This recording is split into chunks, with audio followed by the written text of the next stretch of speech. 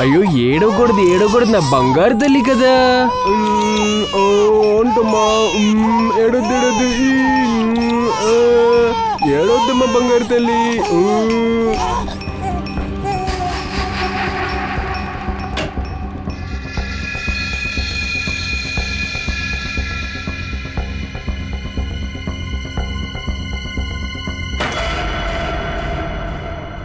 ఏం చేస్తున్నారు జీవన్ అంకుల్? ఏమైంది జీవన్ అంకుల్? ఏం లేదమ్మా ఏం లేదు. అంటే మొన్న ఏడుస్తున్నాడు కదా, ఏడు పాపానంతే. అప్పుడు అలమరి తెరుచుంది, అట్లా మూసుంచానంతే. ఇదిగో చూడమ్మా, రింకు వదిన దగ్గర ఇవన్నీ చెప్పకూడదు, లేకపోతే నా గురించి ఏమనుకుంటారా వాళ్ళు కదా.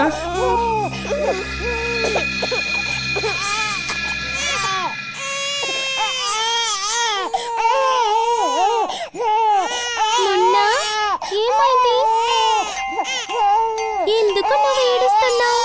మున్నా ఏడవకు, నువ్వు గుడ్ బాయ్ కదా. మున్నా ఏడవకు. ఏ కాంచి, నా బిడ్డ పక్కన నుంచి నేను చేస్తున్నావు, వెనక్కెళ్ళు. ఓ జుజు, నా బిడ్డ దగ్గరికి రావద్దని చాలాసార్లు చెప్పాను. మళ్ళీ సిగ్గు లేకుండా వచ్చి నుంచున్నావు. ఇంకా దిక్కులు చూస్తూ నుంచున్నావు. వెళ్ళు బయటికి, వెళ్ళు. ఓ చూ ఏం లేదమ్మా, ఏం లేదు. నిద్రపో. కాంచి, ఏం లేదు. ఏమైంది? ఎందుకు ఏడుస్తున్నా? కాంచితో మీరు ఇలా నడుచుకోకూడదని మీకు తెలీదా? నేను గమనిస్తున్నాను. మన బిడ్డ కంటే నీకు అదంటేనే ప్రేమ.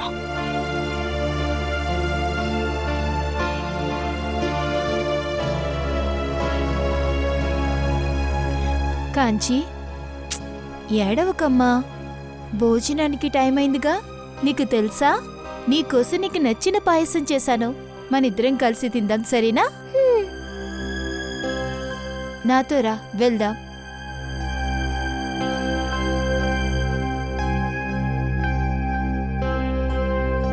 పిన్ని, పిన్ని, నాకు పాయసం ఇవ్వండి, ఆకలిగా ఉంది.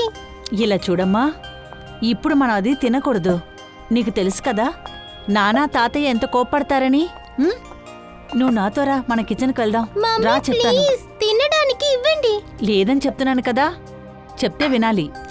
ఓహో, ఇలా చూడమ్మా, చెప్తే అర్థం చేసుకోవాలి. నీకు అందరి గురించి తెలుసు కదా. పద వెళ్దాం. మమ్మీ ప్లీజ్, పిన్ని ఇది నా కోసం చేశారా చెప్పండి. లేదు వద్దు, నాతో పాటురా, కిచెన్కి వెళ్ళి తిందాం. మీరా, ఏ సమస్య లేదు. కాంచి ఈరోజు ఇక్కడే తింటుంది. కానీ పెద్దొదిన అందరూ నేనున్నాను కదా, ఏమీ కాదులే.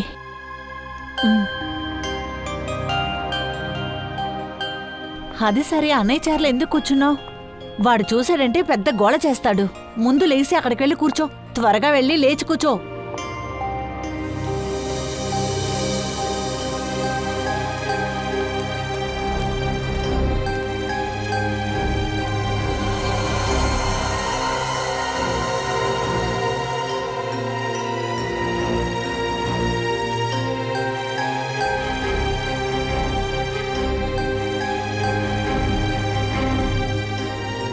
కాంచి, ఇది నా చైర్, ముందు పైకి లే.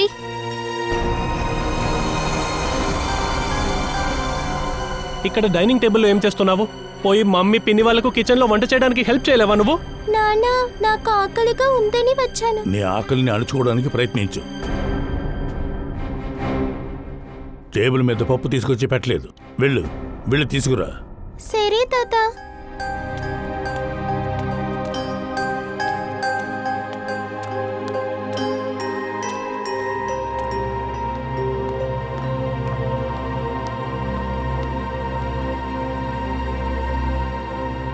నాన్న, అసైన్మెంట్ ఆర్డర్ ఇంకో 2 రోజుల్లో వచ్చేస్తుంది. బిజినెస్ విషయాలు భోజనం చేసేటప్పుడు మాట్లాడకూడదు. నీకింతకు ముందే చాలాసార్లు విషయం చెప్పాను. అలాగే తాతయ్య.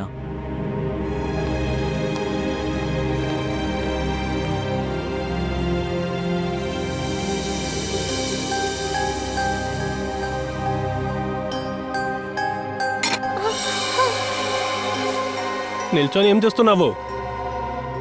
వడ్డించు.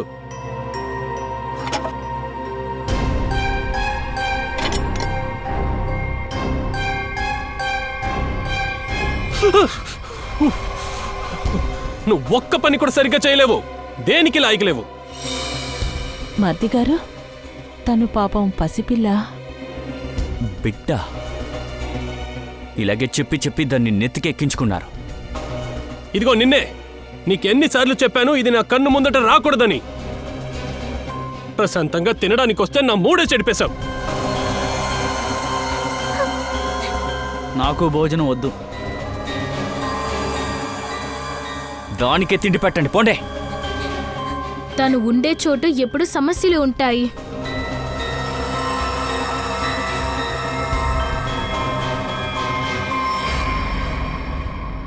మీరెవరు ఇంకా ఏమీ తినలేదు. మీరైనా తినండి. ఈ కాంచి కారణంగానే నాకు కడుపు నిండిపోయింది. సరేనా శాంతి?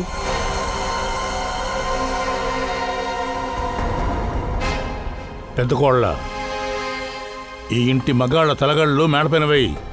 ఇంటి మగవాళ్ళందరూ అక్కడే నిద్రపోతారు. బిజినెస్ గురించి కొంచెం ముఖ్యమైన విషయాలు మాట్లాడాలి.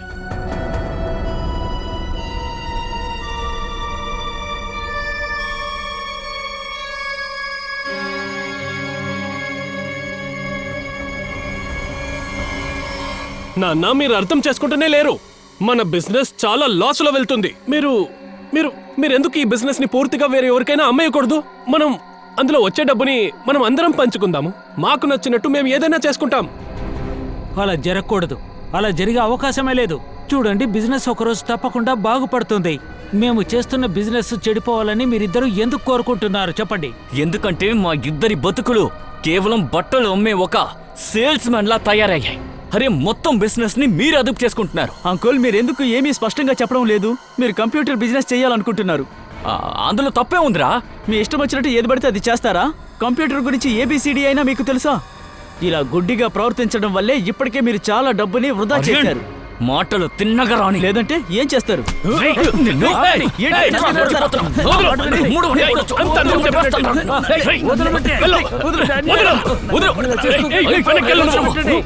నోరు ముయ్యండ్రా. నా ముందు ఎందుకు ఇలా గొడవలు పడుతున్నారు? నా వంశం వాళ్ళు కొట్టుకు తావడం చోట్ల కోసం బతుకున్నాను నేను.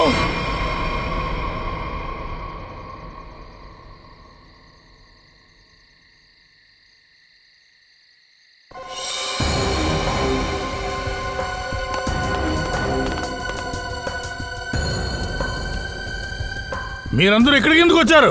నేను మీకేం చెప్పాను? వెళ్ళండి. మృగాల్లాగా మీరు ఎందుకురా ఒకరితో ఒకరు గొడవపడి వస్తున్నారు? మీరంతా ఒక విషయాన్ని మర్చిపోయారు. ఈ ఇంట్లో ఏ నిర్ణయం నేనే తీసుకుంటాను. నేను మాత్రమే. నేనే నిర్ణయం తీసుకుంటానన్నది తర్వాత మీకు చెప్తాను. అయితే నాన్నగారు, మీరెందుకు అందరూ సంతోషపడేలా ఒక నిర్ణయం తీసుకోవద్దు? రేపు మన బిజినెస్ ని అమ్మి వచ్చిన మొత్తం డబ్బుని మందు జూదమని నాశనం అయిపోకుండా మీరే ఒక మంచి నిర్ణయం తీసుకోండి నాన్న. సరే సరే, నేను ఆలోచిస్తానులే. ఆలోచించి ఏం చేయాలో నేను చెప్తాను. మీరు వెళ్ళి పడుకోండి.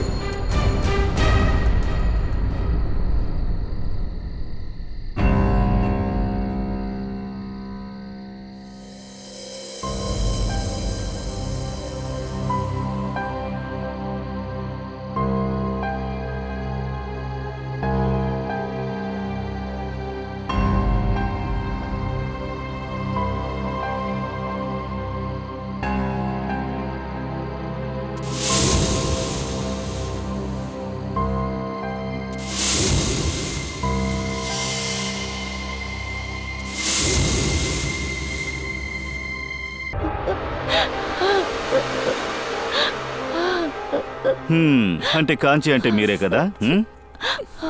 ఇలా చూడు కాంచి అమ్మ, నేనే అభిజిత్ అంకుల్. ఇలా రండి, మీతో కాస్త మాట్లాడాలి.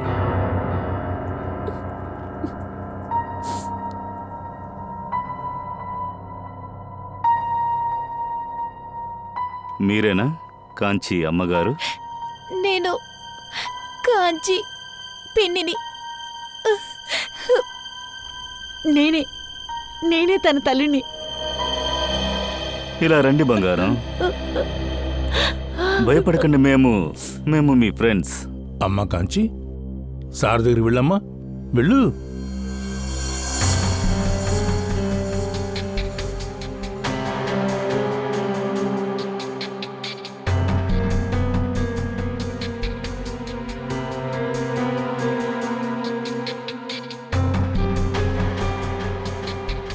రండి రండి రండి రండి. Very good. రండి రండి కూర్చోండి. Very good. భయపడకండి.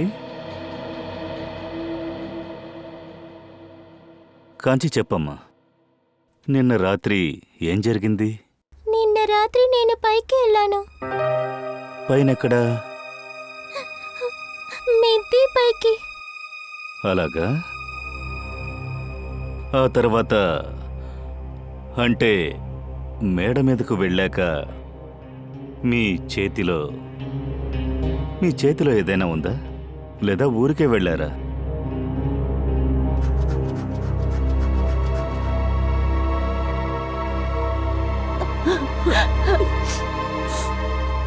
సరే దాన్ని వదలండి. సరే అక్కడేం జరిగింది, మీరేం చూశారు?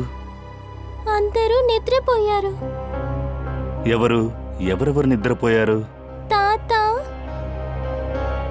నాన్న, పెద్ద నాన్న, రుద్ర అంకుల్, తర్వాత ఆర్యన్ అన్నయ్య. ఆ తర్వాత ఏం జరిగింది?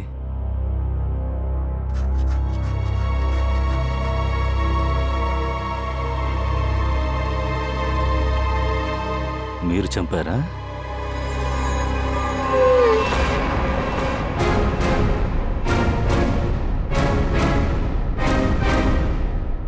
అలా చేయకు, ఉండవుతుందమ్మా.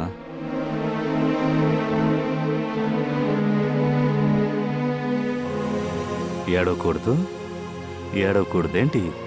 దిగులు పడకు, అంతా సర్దుకుంటుంది. సరే ఇప్పుడు నువ్వు అమ్మ దగ్గరికి వెళ్ళు. రా వెళ్దాం.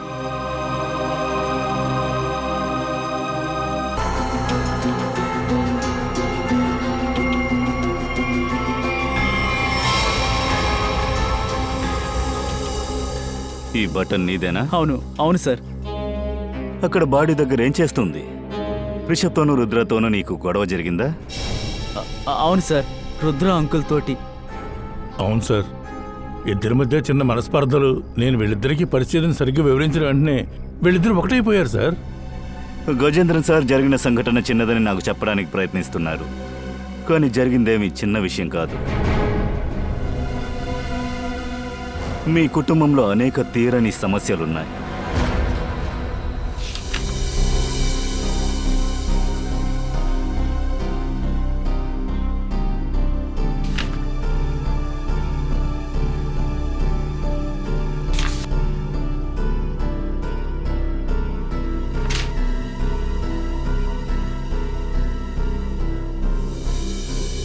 అంటే మీది బట్టల బిజినెసా? అవును సార్, మా తాతగారు ఈ బిజినెస్ ప్రారంభించారు. ఇప్పుడు నా ముగ్గురు అబ్బాయిలు, నా మనవడు ఆర్యన్, వీళ్ళందరూ కలిసి ఈ బిజినెస్ చూసుకుంటున్నారు సార్. ఇప్పుడు రిషబ్కి రుద్రాకి వెళ్లాల్సిన భాగం ఎవరికి వెళుతుంది? అంటే సార్ అది నా కొడుకు రిషబ్ కొడుకు అయిన వీడు జిత్తుకి, రుద్ర కొడుకు మున్నాకి దక్కుతాయండి. మరి కాంచీకి? సార్ అది కాంచీకి ఎందుకు లేదు? తను కూడా రిషబ్ కూతురే కదా. మా కుటుంబంలో ఆడవాళ్ళకి ఆస్తిలో హక్కు ఇవ్వడం లేదు సార్. కుటుంబ ఆస్తిలో ఆడవారికి ఎలాంటి హక్కు కల్పించడం లేదు. ఏంటి వాగుతున్నావు? అరే ఏం నేర్పించారు మీరు? మన భారతదేశపు చట్టం ప్రకారం మగవాళ్లకు ఆస్తిలో ఎంత హక్కు ఉందో ఆడవాళ్లకు కూడా అంతే హక్కు ఉంది. నీకెంత వస్తుందో అదే తనకు కూడా రావాలి, అర్థమైందా? మీ కుటుంబంలో ఇంకా ఎవరెవరున్నారు? అంటేనండి ఒక పనివాడు ఉండేవాడు. ఎక్కడ కనిపించట్లేదు. ఎవరు? అదేంటంటే ఉదయం నుంచి కనపడడం లేదు. ఎక్కడికి వెళ్ళారు? అంటే మేము నైట్ భోజనం చేస్తున్నప్పుడే అప్పటి నుంచి వాడు కనిపించట్లేదు. ఎక్కడికి వెళ్ళాడో ఏమీ మాకు అర్థం కాలేదు సార్.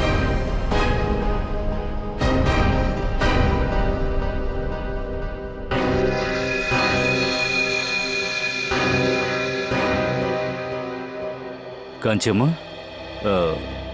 ఇలారా.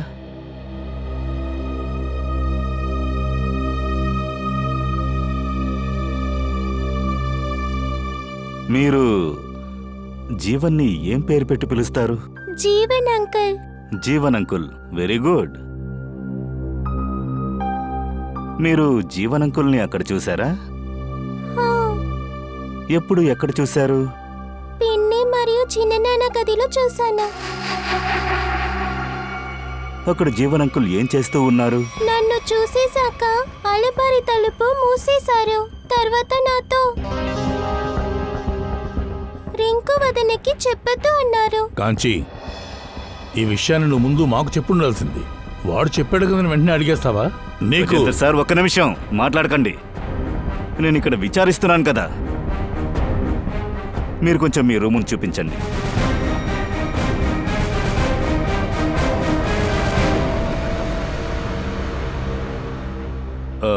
మీరు ఈ పాపను తీసుకెళ్ళండి. శబ్దం వింటే పాప లేస్తుంది. సరే సార్. పెద్ద వదినా, పాపని తీసుకుని రండి. అరే,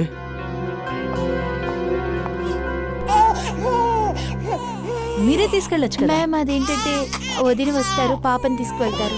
వదినా, త్వరగా రండి. అరే రే మున్నా, లేచేసావా కన్నా? సరే సరే, లేదు.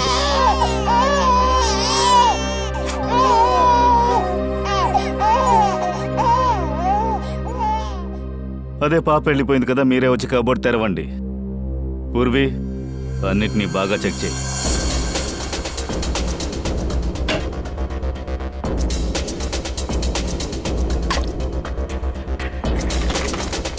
లేదు మ్యామ్, ఏది పోలేదే. దీంట్లో లేదు మ్యామ్, ఇందులోనే అన్నీ ఉన్నాయి. అంత కరెక్ట్గా ఉంది. ఆ,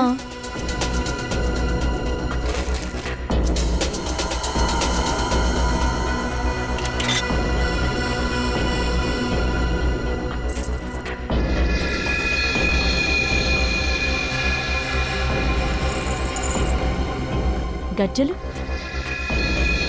ఇంత చిన్న పాప పట్టీలా? ఇంట్లో ఆడపిల్ల లేదు కదా, మరి ఎవరివివి? తెలీదు సార్, నేనే ఇప్పుడే చూస్తున్నాను. ఇది ఎలా లోపలికొచ్చిందో తెలీదు. జీవన్ కబోర్డ్లో ఏదో వెతుకుతున్నట్టు కాంచి చెప్పింది కదా. జీవన్ ఇంట్లో ఏదైనా పాప ఉందా? లేదు సార్, తనకింకా పెళ్లి కాలేదు. సార్, ఉదయం నుంచి జీవన్ ఎక్కడికి వెళ్ళాడో తెలియట్లేదు. ఈ జీవన్ ఎక్కడుంటున్నారు? ఇదే సార్ జీవన్ ఇల్లు.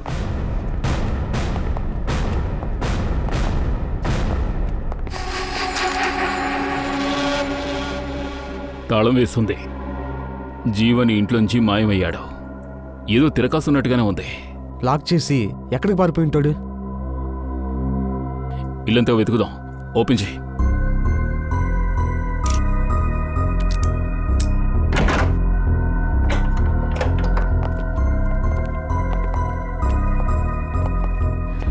నువ్వు చెక్ చేయి.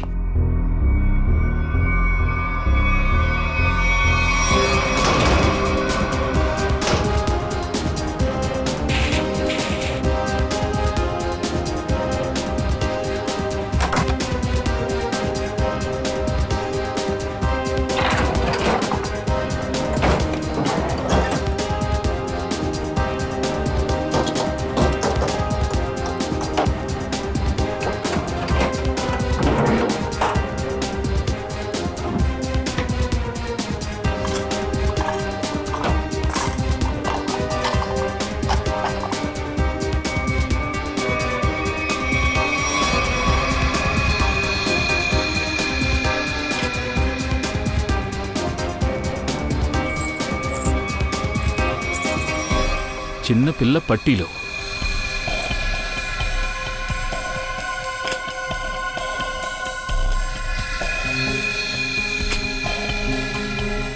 జీవన్కి ఇంకా పెళ్ళవలేదు సార్.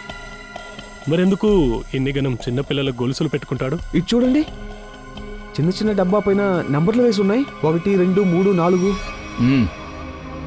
ఇటువంటి పట్టీలే రింకా కబోర్డు దొరికాయి. దాని మీద రంచి అని ఉంది. ఒక విషయం కన్ఫర్మ్, ఈ పట్టీలు జీవనే కబోర్డులో పెట్టాడు. ఈ చిన్నపిల్లల గొలుసులతో వాడు ఏం చేసుకుంటాడు?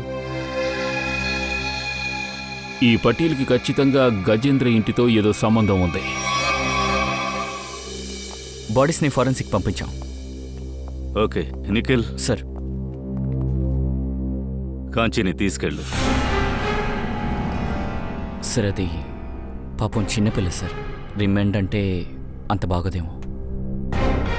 సార్, నేను కాంచీని కొద్ది రోజులు మా ఇంట్లో పెట్టుకుంటే బాగుంటుందేమో. Please sir. అదే కరెక్ట్గా ఉంటుంది.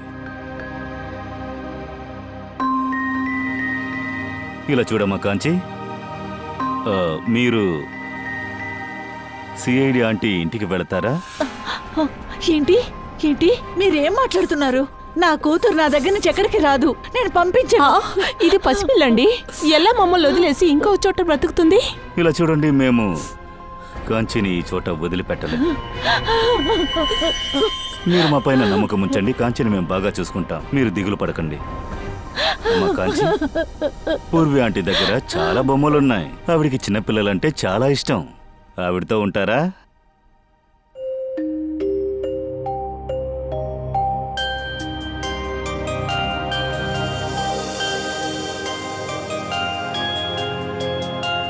దా.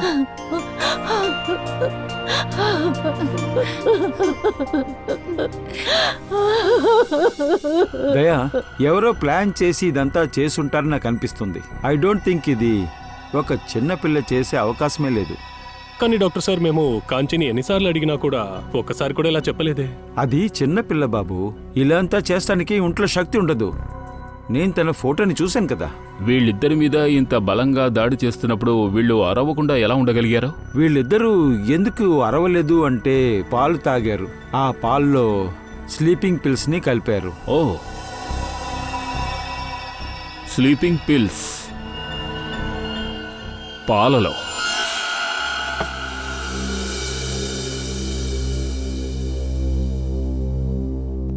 ఈ ఇంట్లో స్లీపింగ్ పిల్స్ ఎవరు వేసుకుంటున్నారు? నిద్ర మాత్రలో తింటున్నది ఎవరు? సార్, నేనే తీసుకుంటాను. ఎందుకంటే బిజినెస్లో ఉన్న టెన్షన్ వల్ల నిద్ర పట్టడం లేదు. డాక్టర్ రికమెండ్ చేశారు, కానీ ఇప్పుడు 1-2 పెగ్గులు వేసినా సరిపోవడం లేదు. అందువల్ల మీరు లేచారు కదా. మిగతా వాళ్ళందరూ గాఢ నిద్రలో ఉన్నారు. సార్, ఏమంటున్నారు సార్ మీరు? ఏం జరిగిందో అదే చెప్తున్నాను. అందరూ నిద్ర మాత్రలు తిన్నారు. ఏంటి? అవును, అందువల్లే హత్య జరిగేటప్పుడు రుద్రన్ రిషబ్ మేలుకోలేదు. మీరందరూ గాఢ నిద్రలో ఉండిపోయారు. కానీ మీకు ఒక మాత్ర సరిపోలేదు, అందుకే లేచారు. మీ నిద్ర మాత్రలన్నీ ఎక్కడున్నాయి? సార్, అందరూ టాబ్లెట్లు పెట్టే చోటే సార్. ఎక్కడున్నాయో చూపించండి. అలాగే.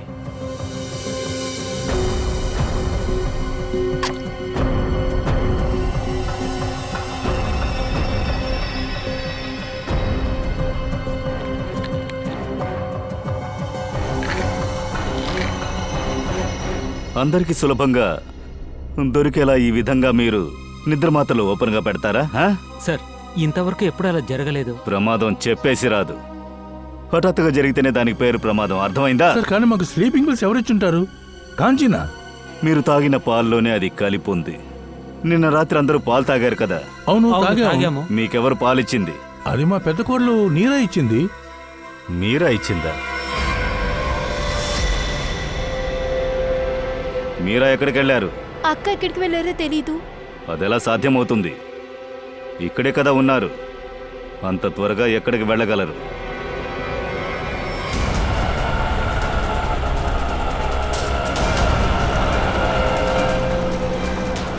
అనయ్య, కాస్త ఫాస్ట్గా వెళ్ళండి.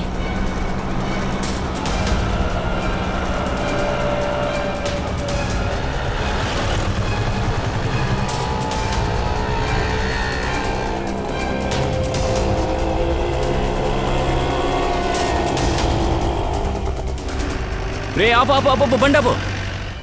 ఎక్కడ ఆటో? అదుగు ఆటో. వెళ్ళు వెళ్ళు వెళ్ళు వెళ్ళు. ఫాలో.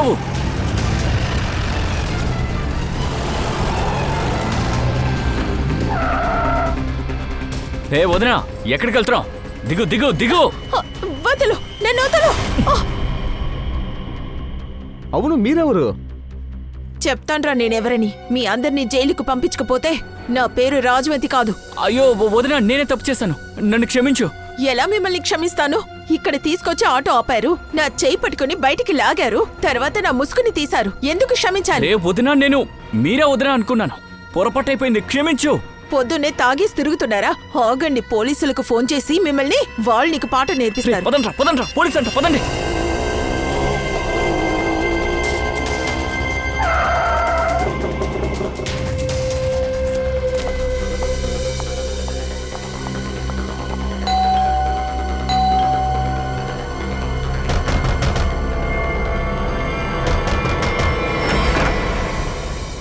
అరే మీరే నువ్వు వచ్చావా?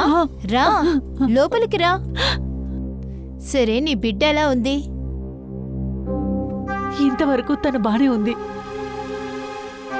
కానీ ఇకపై ఎలా అని తెలియలేదు. ఏమీరా అలా మాట్లాడుతున్నావు? విషయం ఏంటో నాతో చెప్పు. మాధురి అక్క నా కూతురు ప్రమాదంలో ఉంది, మీరే రక్షించాలి. ఇలాంటి సమయంలో నాకు మీ జ్ఞాపకమే వచ్చింది. ఎందుకంటే మీరు బాగా చదువుకున్నదే కాకుండా ఒక గొప్ప డాక్టర్ కూడా.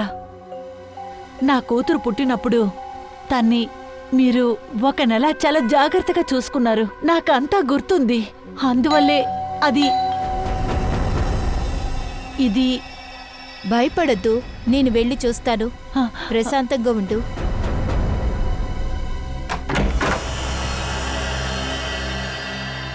మీరంతా మీరాని చూడ్డానికి వచ్చాం. మేము సిఐడీస్. సిఐడియా? నేనెక్కడున్నానని మీ అందరికి ఎలా తెలిసింది? మీ ఫోన్ని ట్రాక్ చేసి ఫాలో అవుతూ ఇక్కడికి వచ్చాం. మీరేమనుకున్నారు? మిమ్మల్ని ఎవరూ కనిపెట్టలేరనా? నా కుటుంబంలో ఉన్న అందరు మగవాళ్ళు నా కూతుర్ని ద్వేషిస్తున్నారు.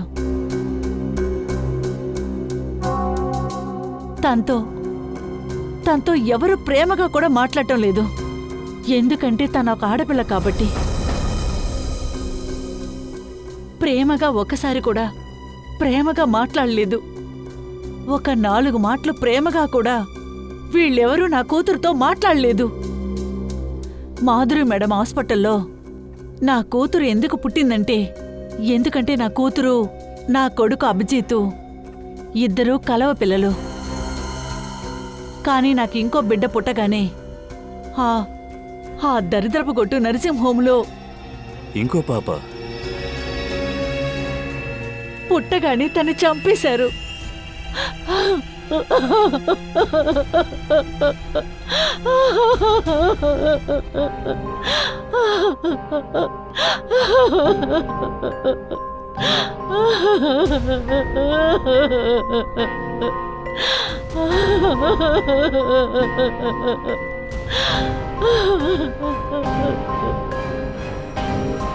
దయా,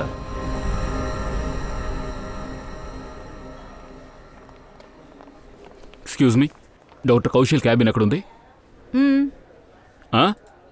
ఏయ్, మేము సిఐడి నుంచి వస్తున్నాం, సరిగ్గా చెప్పు. డాక్టర్ కౌశల్,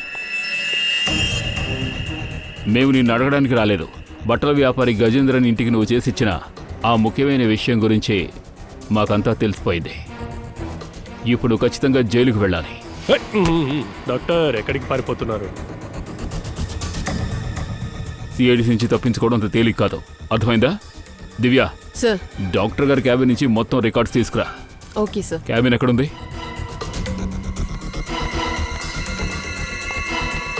పట్టుకోండి వాడిని. ఆగు.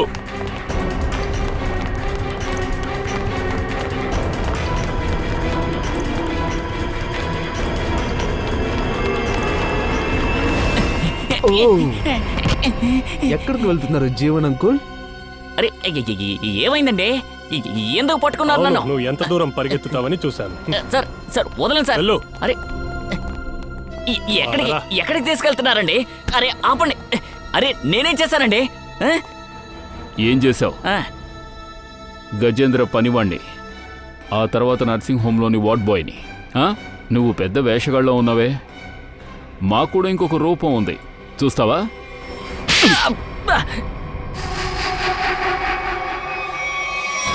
ఆ నర్సింగ్ హోమ్లోకి సిఐడి వాళ్ళు వచ్చేసారు.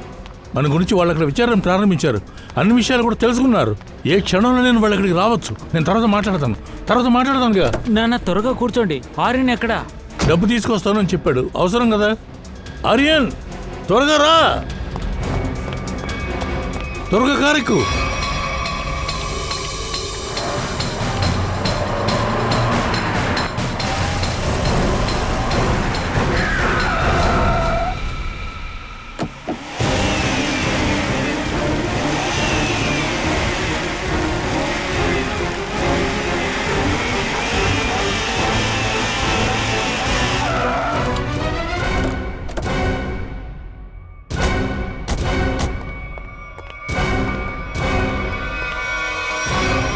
పిక్నిక్ ఏదైనా ప్లాన్ చేసి వెళ్తున్నారా ఏంటి? మనం బ్యూరోకి వెళదాం, వస్తారా? అక్కడ మీకు తినడానికి నిద్రపోవడానికి అన్ని వసతులు ఉంటాయి. మీకు అసలు సిగ్గుగా లేదా? ఈ దేశంలో ఆడవాళ్ళను మనం అమ్మ, చెల్లెలు, కూతురని గొప్పగా అనుకుంటాం. వాళ్ళకి గౌరవం, భద్రత ఇస్తాం. కానీ మీరు నలుగురు అమాయకపు పిల్లల ప్రాణాలు తీశారు.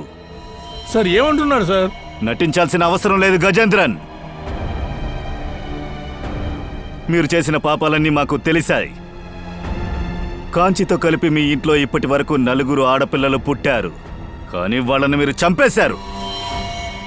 కానీ సార్, కాంచి మా ఇంటి అమ్మాయే కదా, తన మీద ప్రాణాలే పెట్టుకున్నాం సార్.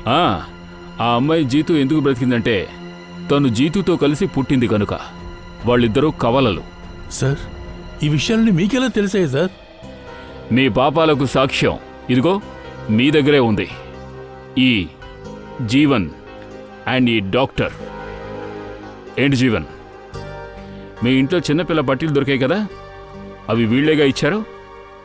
ఆ బహుమతికి ప్రతిఫలంగా వారికి నువ్వు సహాయం చేసావు కదా, అవునా? అవును సార్. అలా ఉండగా ఒక సెట్ పట్టీలు తీసి రుద్రన్ కబోర్డ్లో ఎందుకు పెట్టావు?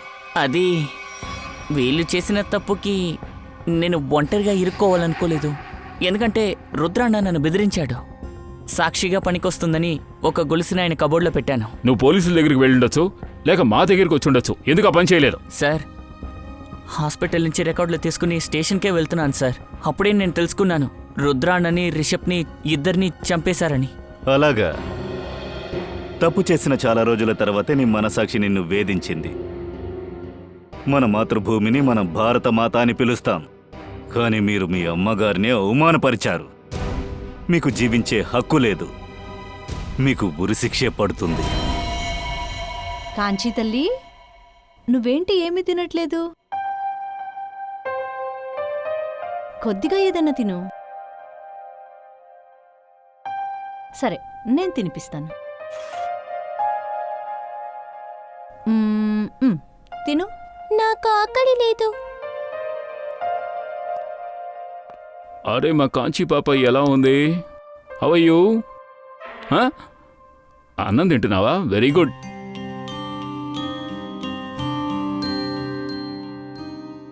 అరే, కాంచి అన్నం తింటోందా? ఇప్పుడు నేను కూడా తింటాను, నాకు ఆకలిగా ఉంది. ఏమైందమ్మా, ఎందుకు నువ్వు తినడం లేదు? నీకు తినడానికి ఇంకేమైనా కావాలా? నీకు ఇంకేమైనా కావాలంటే దయా అంకుల్కి చెప్పు, ఇప్పుడే వెళ్ళి తీసుకొస్తాను. నీకేం కావాలి? ఏదో ఒకటి చెప్పు. ఏమైంది? తినాలని అనిపించట్లేదు. కాంచీకి ఆకలిగా లేదట. నో ప్రాబ్లం, నేను మాత్రం తింటాను.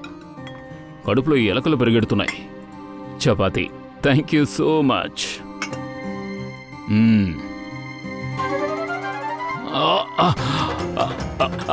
కూర ఇంత కారంగా చేసావేంటి? లేదు సార్, నేను పచ్చిమిరపకాయ వేయలేదు. పచ్చిమిరపకాయల ఫ్యాక్టరీయే ఇందులో ఉంది.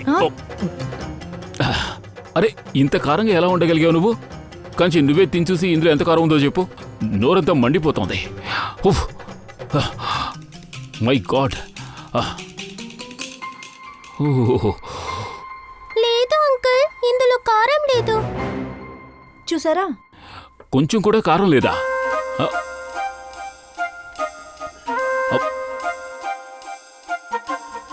అరే అవును, కొంచెం కూడా కారం లేదు.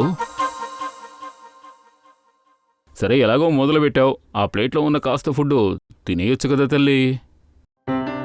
మీరు చీటింగ్ చేస్తున్నారు. చీటింగ్? అరే, చిన్నపిల్లలతో కొన్ని పనులు చేయాలంటే చిన్న చిన్న చీటింగ్స్ చెయ్యాలి. ఇదిగో తిను. తినమ్మా. ఏమైందమ్మా, తినవేంటి?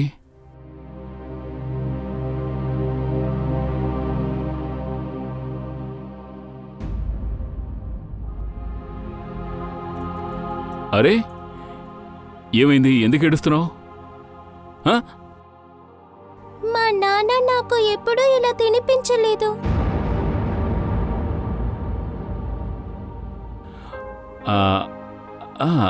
మేమున్నాం కదా. అమ్మ కాంచి, నేను నిన్నొక ప్రశ్న అడుగుతాను. సమాధానం చెప్తావా? ఉమ్?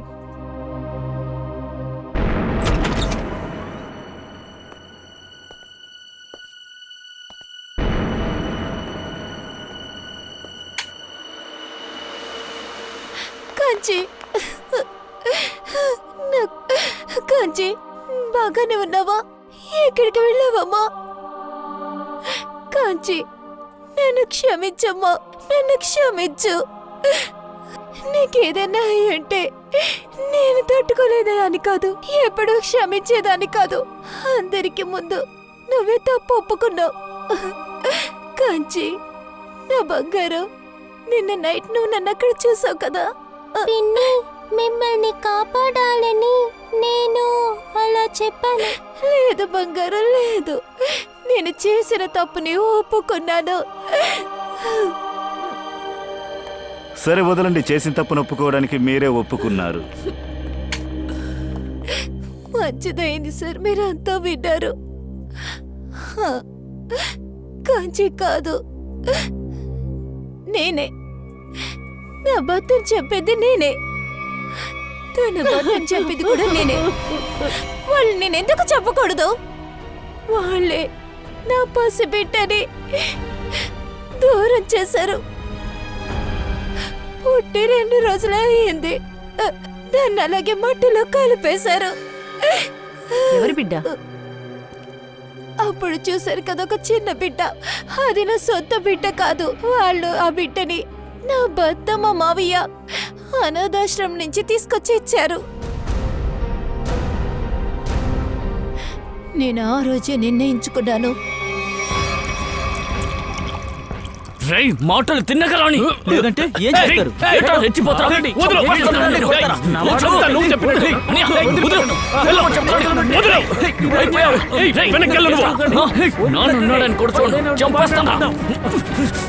నా ముందు ఎందుకు ఇలా గొడవలు పడుతున్నారు? మీరందరూ ఇక్కడికి ఎందుకు వచ్చారు? నేను మీకేం చెప్పాను? వెళ్ళండి.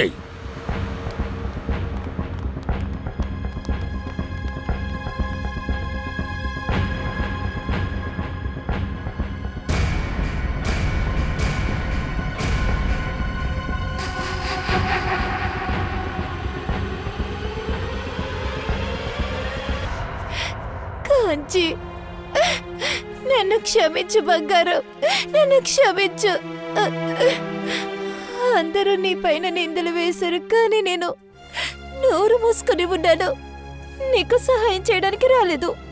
కానీ నా కాంచికి ఏం జరగనివ్వను. నీ పైన చిన్న మచ్చు కూడా పడనివ్వను. నీకేం కానివ్వనమ్మా.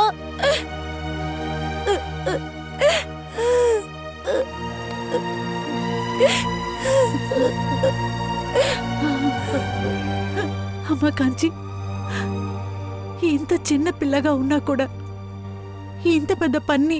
అమ్మా, మీరు చెప్పారు కదా కావాల్సిన వాళ్ళకి సహాయం చేయమని.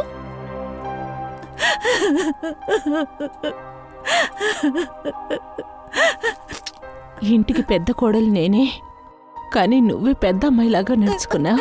కాంచి, నిజంగా నువ్వు చాలా గొప్ప పని చేశావు. పెద్దవాళ్ళు కూడా ఇలాంటి పని చేయలేరు. మీ పిన్ని చేసిన తప్పుకి నిందను నువ్వు మోసావా? అంకుల్, రింకు ఆంటీకి మీరు చాలా చిన్న శిక్ష పట్టండి. ఖచ్చితంగా అమ్మా, నేను పూర్తిగా ప్రయత్నిస్తాను. అంకుల్, నేను పెద్దయినాక పూర్వి ఆంటీ లాగా గొప్ప సిఐడి అవుతాను.